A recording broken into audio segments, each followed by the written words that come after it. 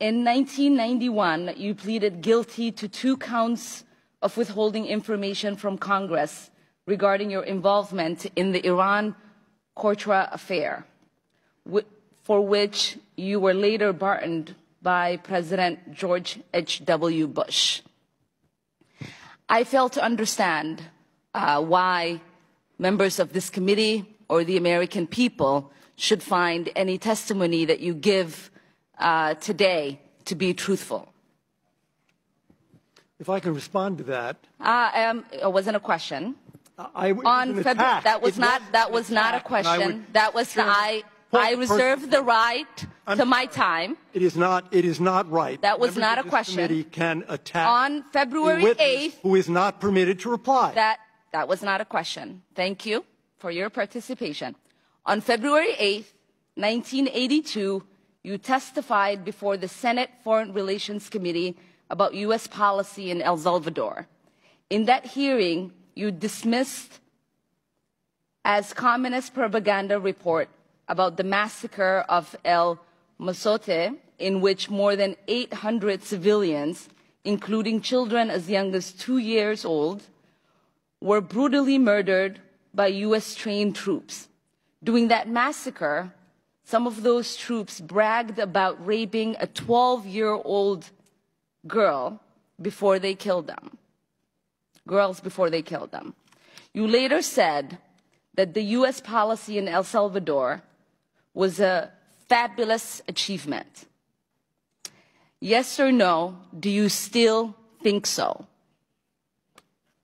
From the day that President Duarte was elected in a free election to this day, El Salvador has been a democracy. That's a fabulous achievement. Yes or no, do you think that massacre was a fabulous achievement that happened under our watch? That is a ridiculous question, and I yes or no? No. I will Chairman, take that as a yes. I am not going to respond to that kind of personal attack, which is not a question. Yes or no, would you support an armed faction within Venezuela that engages in war crimes, crimes against humanity or genocide, if you believe they were serving U.S. interest, as you did in Guatemala, El Salvador, and Nicaragua? I am not going to respond to that question. I'm sorry. I don't think this entire line of questioning is meant to be real questions, and so I will not reply.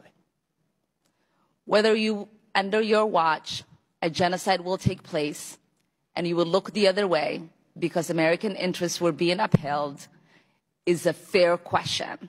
Because the American people want to know that anytime we engage a country, that we think about what our actions could be and how we believe our values are being furthered. That is my question. Will you make sure that human rights are not violated and that we uphold international and human rights? I suppose there is a question in there, and the answer is that the entire thrust of American policy in Venezuela is to support the Venezuelan people's effort to restore democracy to their country. That's our policy. I don't think anybody disputes that. The question I had for you is that does the interest of the United States include protecting human rights and include protecting people against genocide? That is always the position of the United States. Thank you. I yield back my time.